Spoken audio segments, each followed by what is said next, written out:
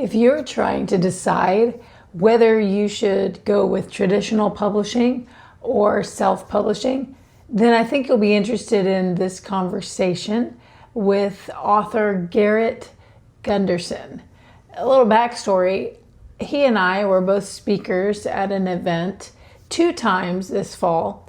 The first time was in Nebraska in October, and I thought, wow, this man is incredible. It's so interesting to me that a person can be well known and then still there are people that haven't heard of them.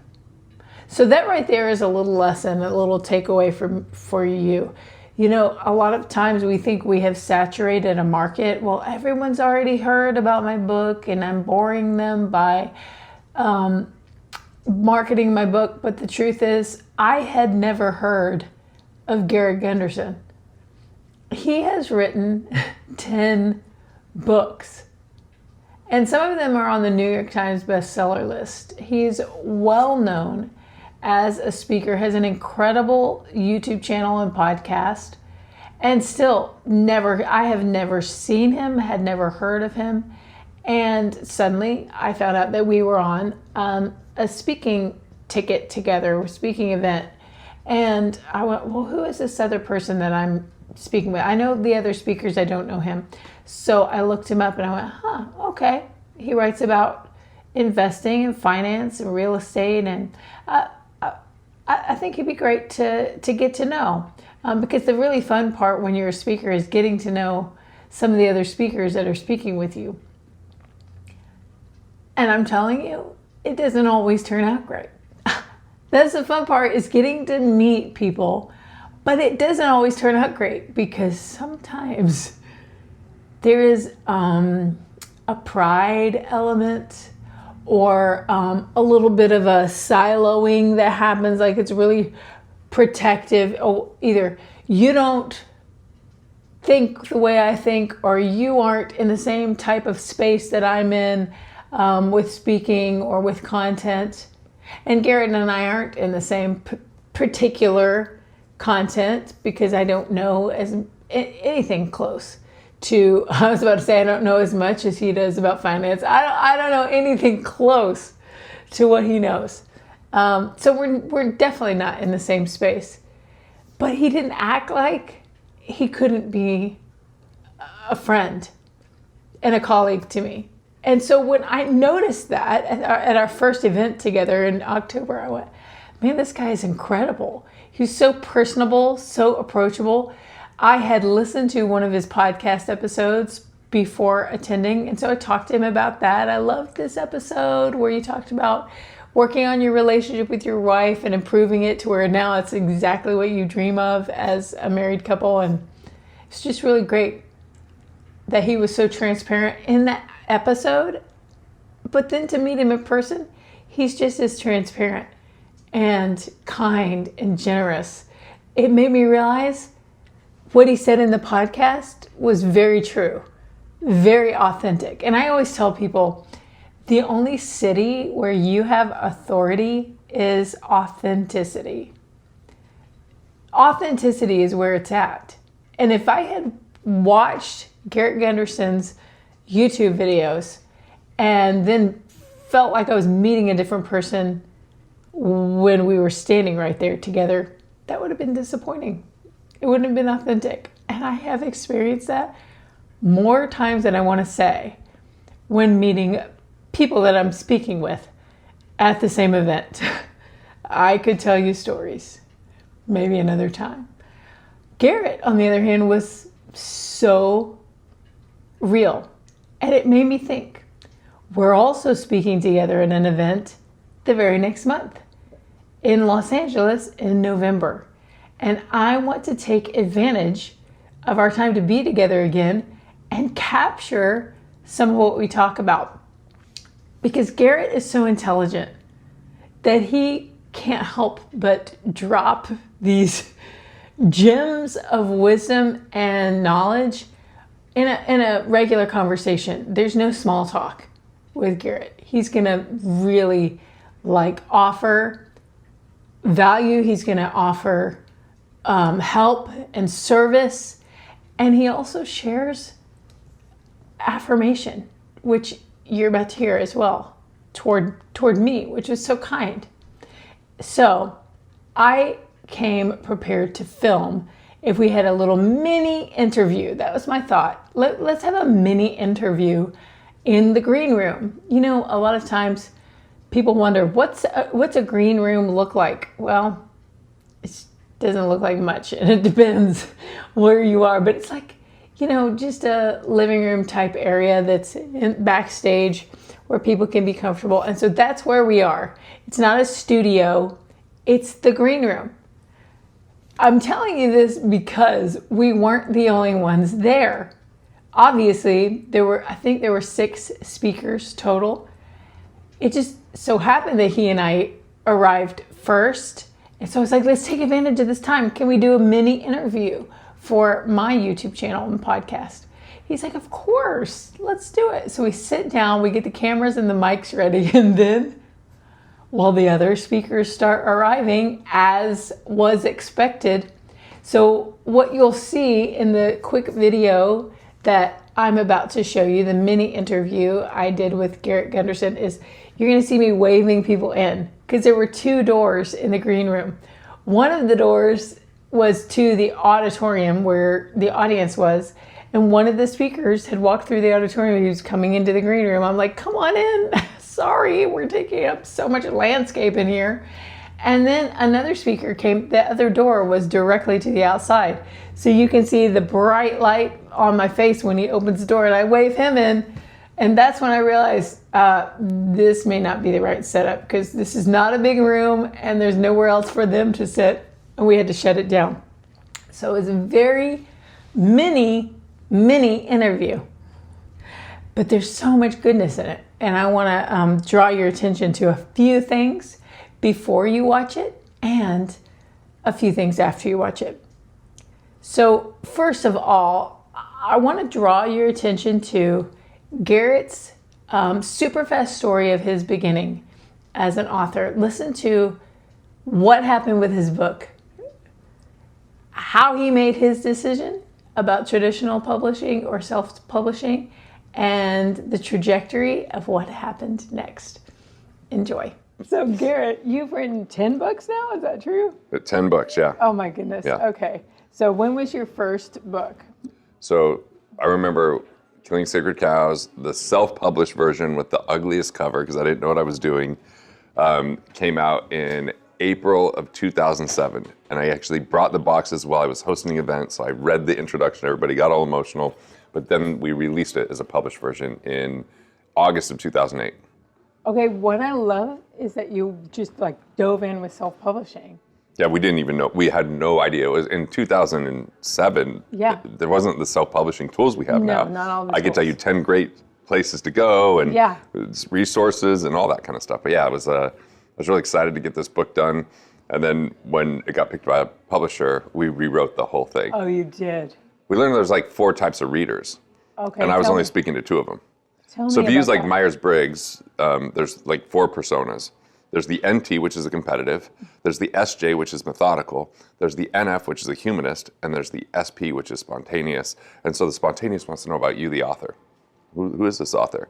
The SJ wants to know, give me the nuts and bolts. Tell me the details of how this works. Give me some facts and stats.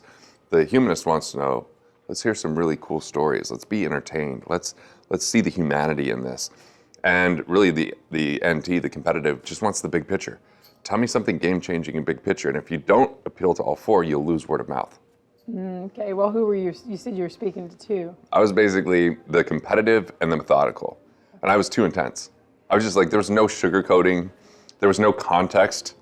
Like, one of my analogies was just straight up talking about Hurricane Katrina with no context. And people were Yeah. like, dude, this is intense. And I was Yeah. like, oh, I guess it is. Yeah. You know, just didn't know. Wow, okay. So you jumped into self-publishing, and Yep. did you see results like at all? I think we sold like 800 books, maybe 900, and printed 5,000, and then got picked up by the publisher. I see. And it's just because at an event, that event where I read the book, the self-published, I said, I want to take this to New York Times. And someone walked up to me on the break and said, are you serious about it? And I said, yes. They're like, I'd like to help. And then they helped build a team and connect me, and they got me the publisher. And that publisher was like, hey, you can't be selling this book because now we're going to publish it. So I just gave the copies away at events. And you're still giving copies away at events. Yeah, I kind of look at it like it's a great way to build a bridge. I mean, a book costs me between $4 and $10. And to be able to build a relationship for $4 to $10, I think it's worth it. Absolutely. Like, I don't know about you, but I like when people come and I sign the book. Like, I was at the airport yesterday, running to the restroom. This guy's like, is that really you, Garrett Gunderson? I'm like, yeah. He's like, I love your books. And he's introducing me to people. And I was like, this is a cool experience. I like it. Mm-hmm. My wife's annoyed by it sometimes. But I try to impress my son. So, he thinks it's cool. I truly believe that books are an important part of building your business. It builds your credibility, and it doesn't matter. You have an amazing YouTube channel. You have so much experience coaching and financial literacy and your own real estate, and yet you continue to write books. I think that, like, if I had to choose, I would choose a book over social media. Yeah. Because there's an intimacy. People read the book in their room. They read their book on a flight and a vacation, and it's like they get to spend so much time with you. If they're doing the other stuff, it's like easily get a notification or stuff like that. Like, it's not an either or, but I think that they're like, I have records. I like record players. Like, I think that you want more of the vintage. Like, people still want the hardcover copy, even if they've got the audiobook. Awesome. Thank you for this mini interview. You just dropped bombs in 5 minutes. So well, you changed my life about time when you spoke last time. I still think about it. What was your takeaway about time? More that, like, people think they're going to have more in the future, but the habits will continue to push it away. And so, like, I just got a text this morning where someone was like, I don't think this is the right time. And I was like, it's like, cool. You're not going to have any more time. You're not going to have any more. So, yeah, that was great. Right. That's it. Thanks so much. Hey. Okay, wasn't that amazing? He had the guts, he had the gumption to go ahead and self-publish a book knowing that he had to provide something for his audience. And how quickly it developed into a traditional publishing deal. People ask me all the time, so maybe I shouldn't self-publish because then it means I won't be picked up by a traditional publisher. I've never seen that to be true. It wasn't true for me. I self-published my first book, and then books 2 and 3 were traditionally published. It's a myth. People think a traditional publisher will not want to work with you if you've already self-published. In my case, they self-published, they did not pick up the self-published book, but I didn't ask them to. I didn't even propose it. They wanted 2 new books. But in Garrett's case, they actually picked up the previously self-published book and then republished it. Amazing. Did you notice that it was the connection? The connection. He just spoke out loud his dream, and someone with a connection came up and said, I can help you make that possible. When we sit on our dreams, when we think, I don't want to tell anybody because it's kind of embarrassing, we're really holding ourselves back from the very connections that are necessary to make the dream possible. You kind of have to go ahead and self-publish or go ahead and announce to everyone this impossible goal so that things will start falling in place for you to achieve it. When you hold it close to your chest because you're afraid of looking like a fraud, you're afraid of failure, you're actually missing out on the achievement itself, the goal itself. I loved how he said he was building a bridge with his book.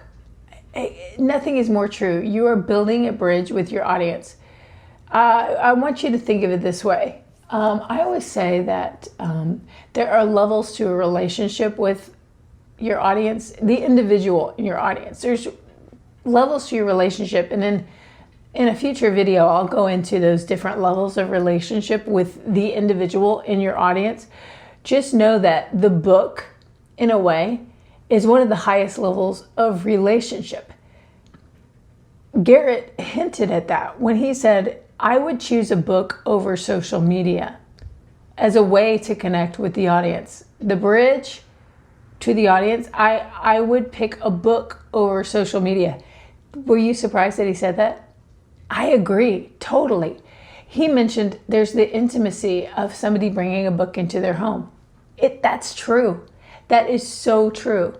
There's an intimacy that happens between you and that audience member, and it's one-sided because you don't know who they are, but they feel like they're getting to know you better. I think there's a psychological aspect to this, truly, because they are inviting you into their home. Think about it. They are inviting you into their home when they have let their guard down. Because when you're reading, you're not sitting there kind of like all buttoned up in your professional clothing when you're reading a book. Typically, you have gotten more comfortable.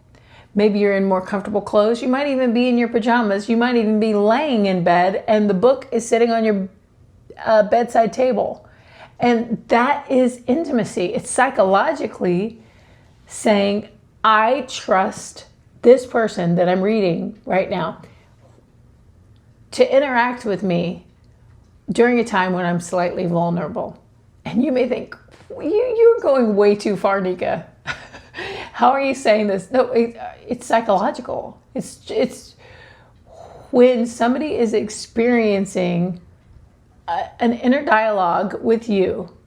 They feel like they're going back and forth with you about this content. They're experiencing this inner dialogue with you when they've let their guard down and they're being authentic themselves in their home, in their bedroom possibly. Then they tend to trust you more. So a book is so effective to win relationships one by one with your audience. Whereas social media, here's another thing. Think about the attention span that is required for social media versus a book.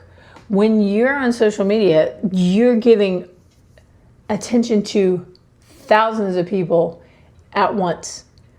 In a 15 minute scroll fest, you are looking at hundreds of people's images and accounts. You're checking out even more comments. I'm reading a few comments as I go quickly, and they're even further removed. I may be aware of who the influencer is, but I really don't know the person making the comment, and I'm giving them some of my attention. I'm going so quickly through it all.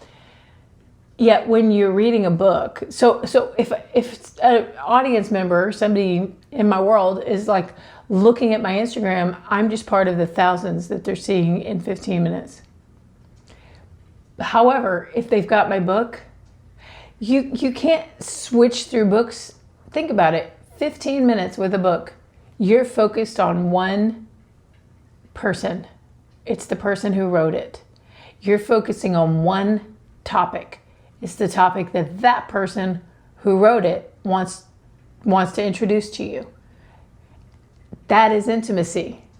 They're not one of many, as in social media. You have the person's full attention for 15 minutes, for an hour, however long they choose to read the book. So I'm not surprised that Garrett said what he did, that he wanted to build a bridge of connection to his audience. And he was willing to start with self-publishing. Wasn't it fascinating? He jumped right in to excellent points about not everyone in your audience is the same. I'd never heard anyone say that there are 4 types of readers. According to Myers-Briggs, the NT is competitive, the SJ is methodical, and he realized he was only serving people who were competitive and methodical. And probably because he is competitive and methodical. He, as somebody who's interested in numerical results is going to be methodical, right? And going to be competitive, competing against himself a lot of times, I bet. So of course that's who he's going to draw in. We always say your book is not for everybody, it's for one person. At the same time, you want to be inviting to everyone. And that's what he realized he wasn't doing. He was leaving out the NF, a humanist, and an SP, spontaneous. Somebody who isn't methodical but makes quick decisions. What's their payoff? He had to address that. The person who really wants to know who's teaching them, the humanist who's like, make it a story, make it real to me. He was leaving them out perhaps. I can tell you now, the way he communicates, he's hitting all 4 types of people.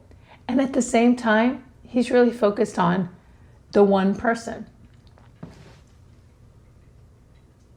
They may have a different expression of their personality, but the fact that it's one person who is interested in the thing he teaches. What does this mean for you? Okay, what does it mean for you? I had a client one time who was writing about loss, okay? And she was like, I just want to write something for every kind of loss, like a person who's lost their job is disappointed, a person who has lost a marriage or a relationship, is somebody who has lost a child or a spouse to death, a person who has lost their home because of bankruptcy. Or I was like, whoa, that's a lot of losses. You got to nail it down to one person. She was like, how could I ever do that? I'm like, pick one. You are uniquely equipped to serve the person that you once were. You're uniquely equipped to serve the person that you once were. You're going to know how that person thinks. The person who's still there, where you were, just start talking to them. Just think about them. So, in your case, if you are someone who is like, well, I specifically help people who've lost their job, that is a specific kind of loss that isn't the same as losing a loved one to death. Talk to that person who lost their job.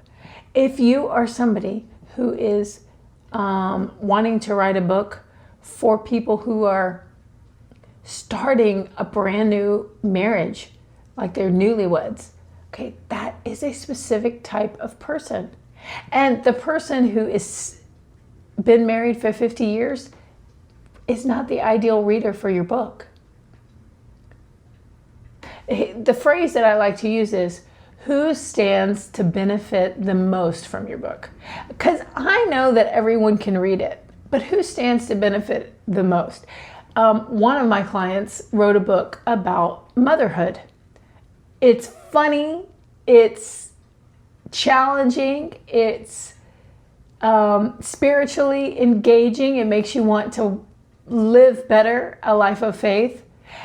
And I read that book and I love it and I recommend it to people.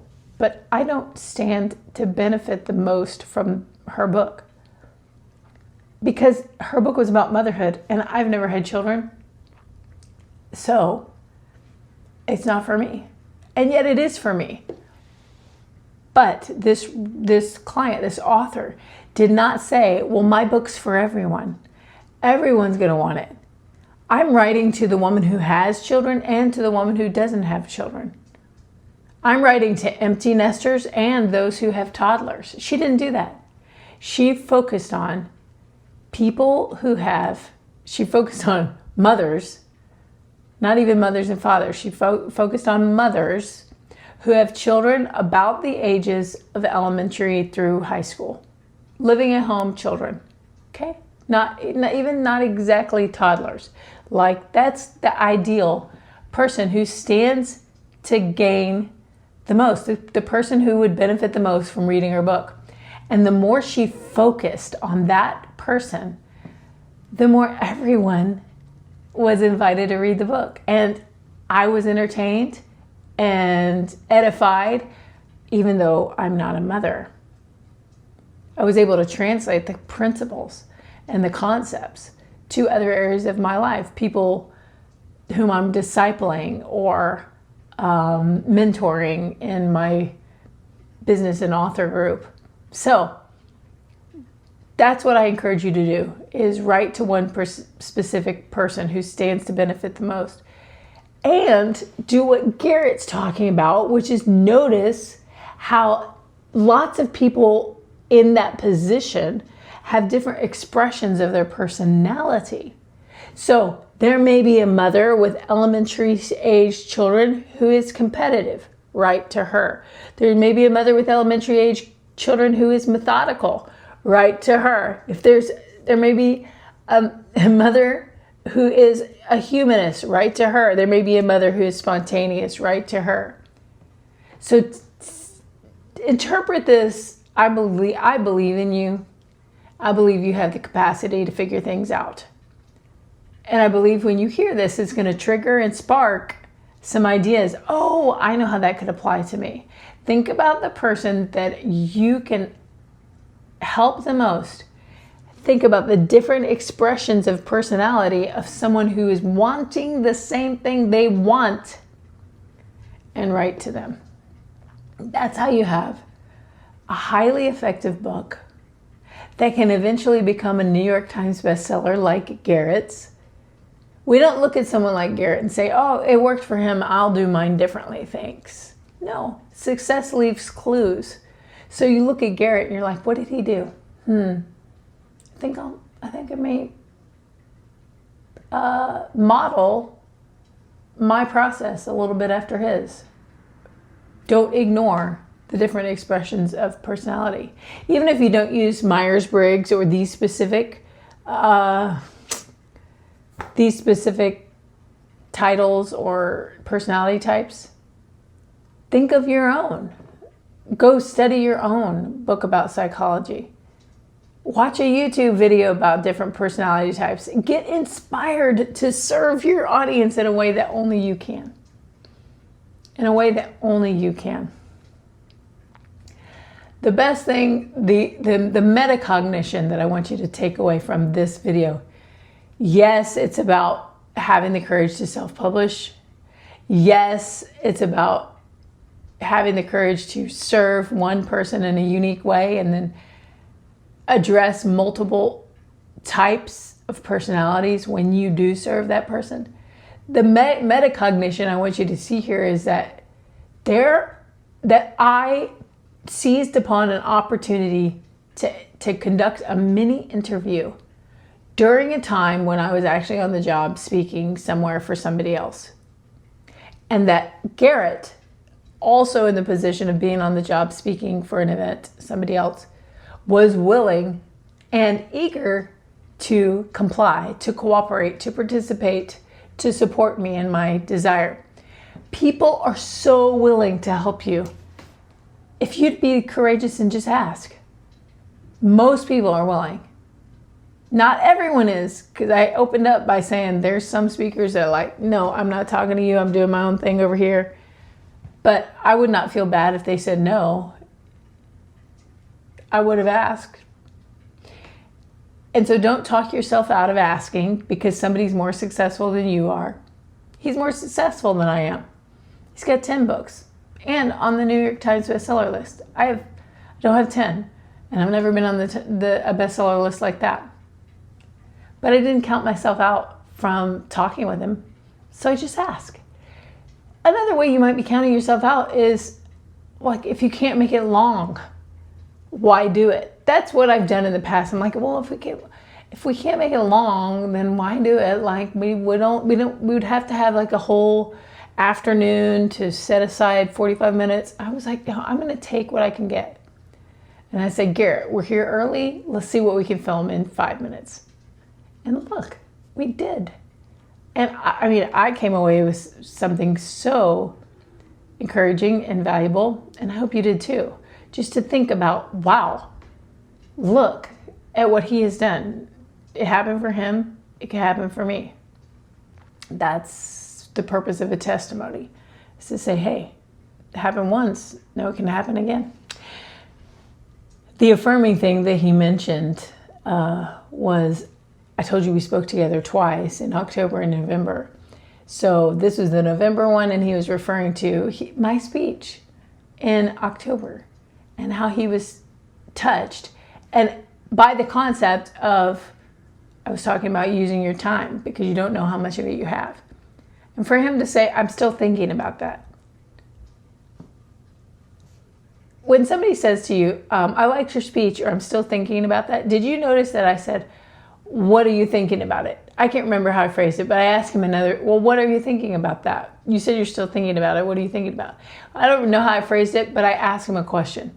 When somebody says, that was a really good speech, say, why do you think so? What made a difference for you? If you do that, if you ask a follow-up question, you will have so much valuable feedback to walk away with. But if somebody says, that was really good, that was a good speech, you walk away with nothing. It's an empty compliment. Don't settle for empty compliments. Fill them up. Ask, oh really? Why was it good to you? What did you get out of it? What are you still thinking about time? And he, shared that you don't have as much time as you think, and you can't keep pushing things out. Ha ha ha. Yep, that's the word for us right now. Y'all, if you're thinking about writing a book and you're not doing it, I understand, but I don't give you permission to continue like that. I wouldn't. I would not give a stamp of approval on delay, because you're delaying more than the dream of writing a book. You're delaying the income and the outcomes that you haven't even seen or imagined yet. So overcome delay. Just do it. Start somewhere, like Garrett did. You cannot keep pushing out this dream of writing a book. It will not serve you. It will not. You'll get to the end of your life and go, what have I been doing? I had more time than I thought I had. People always tell me, well, it's not a good time for me to write a book right now. And I'm like, well, why?